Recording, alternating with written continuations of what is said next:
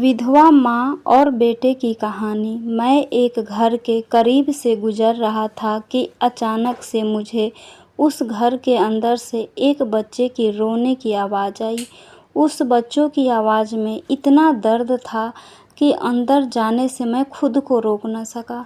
अंदर जाकर मैंने देखा कि एक माँ अपने 10 साल के बेटे को आहिस्ता से मारती और बच्चे के साथ खुद भी रोने लगती। मैंने आगे होकर पूछा, बहन जी, आप इस छोटे से बच्चे को क्यों मार रही हो? खुद भी रोती हो? उसने जवाब दिया, भाई साहब, इसके पिताजी भगवान को प्यारे हो गए हैं और हम लोग बहुत ही गरीब हैं। उनके जाने के बाद मैं लोगों के घर में काम करके घर और इसकी पढ़ाई का खर्च बड़ी मुश्किल से उठाती हूँ और एक कमबख्त स्कूल रोज़ाना देरी से जाता है और रोज़ाना घर देर से आता है। जाते हुए रास्ते में कहीं खेल कूद में लग जाता है और पढ़ाई की तरफ ज़रा भी ध्यान नहीं देता, जिसकी वजह से रोज़ाना अपने स्कूल की वर्दी भी गंदी कर लेता है। मैं बच्चे और उसकी माँ को जैसे तैसे थोड़ा समझाया और चल दिया। इस घटना को कुछ ही दिन बीते थे कि एक दिन सुबह सुबह कुछ काम से मैं सब्जी मंडी गया। अचानक मेरी नज़र उस 10 साल के बच्चे पर पड़ी जो रोज़ाना घर से मार खाता था। मैं क्या देखता हूँ कि वो बच्चा मंडी में घूम रहा है। जब दुकानदार अपनी दुकानों के लिए सब्जी खरीद कर अपनी बोरियों में डालते तो उनमें से कोई सब्जी ज़मीन पर फेंक देते, जो वह बच्चा उसे फ़ौरन उठाकर अपनी झोली में डाल लेता। मैं यह नज़ारा देखकर परेशानी में पड़ गया। आखिर चक्कर क्या है? मैं उस बच्चे का चोरी चोरी पीछा करने लगा। उसकी झोली सब्जी से भर गई तो वो सड़क के किनारे बैठकर ऊंची ऊंची आवाज़ लगाकर सब्जी बेचने लगा। मुंह पर मिट्टी, गंदी वर्दी और आँखों में नमी। ऐसा महसूस हो रहा था कि ऐसा दुकानदार ज़िंदगी में पहली बार देख रहा हूँ। अचानक एक आदमी अपनी दुकान से उठा, जिसकी दुकान के सामने उस बच्चे ने अपनी नन्ही सी दुकान लगाई थी।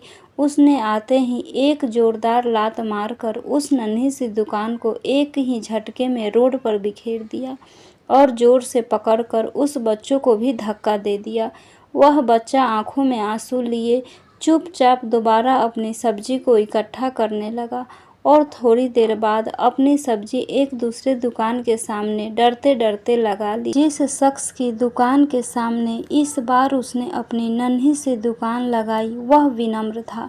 उसने बच्चों को कुछ नहीं कहा। थोड़ी सी सब्जी थी, ऊपर से बाकी दुकानों से कम कीमत भी। जल्दी ही बिक्री हो गई। बच्चा उठा और बाजार में एक कपड़े वाली दुकान में दाखिल हुआ। उसने दाएं बाएं देखा।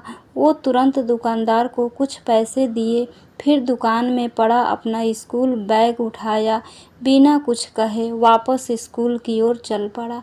मैं भी उसके पीछे पीछे चल रहा था। जब वह बच्चा स्कूल गया तो 1 घंटा लेट हो चुका था। इसके लिए उसके टीचर ने डंडे से उसे खूब मारा। मैंने जल्दी से जाकर टीचर को मना किया कि मासूम बच्चा है, कृपया इसे मत मारो।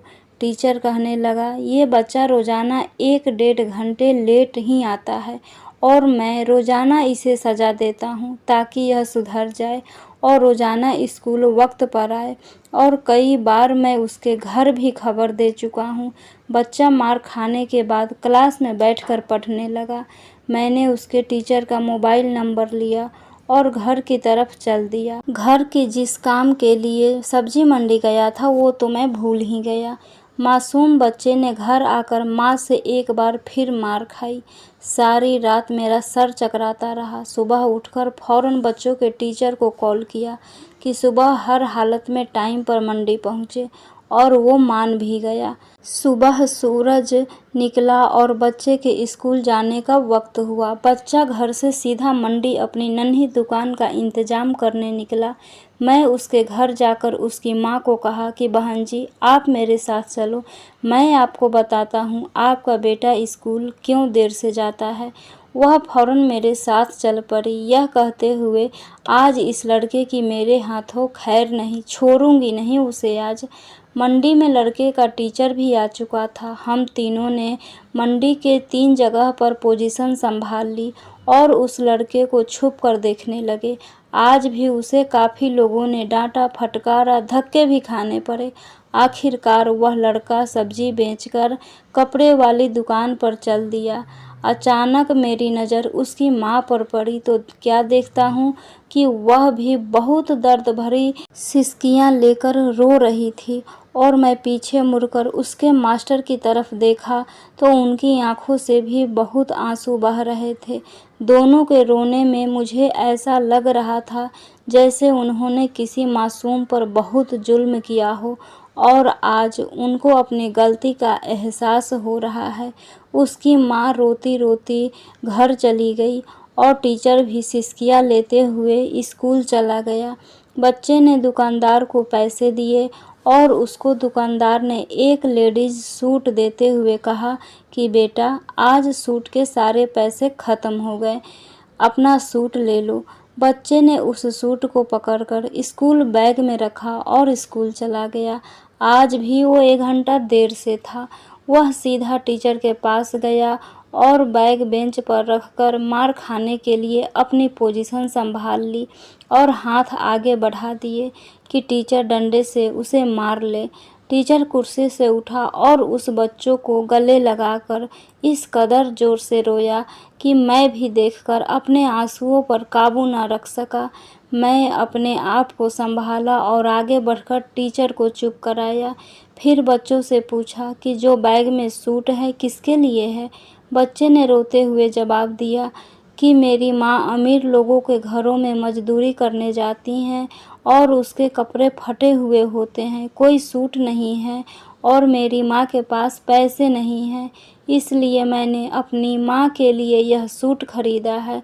तो क्या यह सूट अब घर ले जाकर अपनी माँ को दे दोगे? मैं बच्चों से सवाल पूछा। जवाब ने मेरे और उस बच्चों के टीचर के पैरों के नीचे से ज़मीन ही निकाल दी। बच्चों ने जवाब दिया, नहीं, आज छुट्टी के बाद मैं इस कपड़े को दर्जी को सिलाई के लिए दे दूंगी। टीचर और मैं सोचकर रोते जा रहे थे कि आखिर कब तक हमारे समाज में गरीबों और विधवाओं के साथ ऐसा होता रहेगा। उनके बच्चे त्योहार की खुशियों में शामिल होने के लिए कब तक जलते रहेंगे? आखिर कब तक? क्या ऊपर वाले की खुशियों में इन जैसे गरीब विधवाओं का कोई हक नहीं है? हम अपनी ख्वाहिशों में से थोड़े पैसे निकाल कर अपने समाज में मौजूद गरीब और बेसहारा लोगों की मदद नहीं कर सकते? आप सब भी ठंडे दिमाग से एक बार ज़रूर सोचना। और हाँ, अगर आपकी आंखें भर आई हो तो छलक जाने से संकोच मत करना। अगर हो सके तो इस कहानी को उन सभी सक्षम लोगों को बताना ताकि हमारी छोटी सी कोशिश से किसी भी सक्षम दिल में गरीबों के प्रति हमदर्दी का जज्बा ही जाग जाए और यही कहानी किसी भी गरीब के घर की खुशियों की वजह बन जाए। यह कथा दूसरों के साथ शेयर करें और चैनल को सब्सक्राइब करें। Thank you.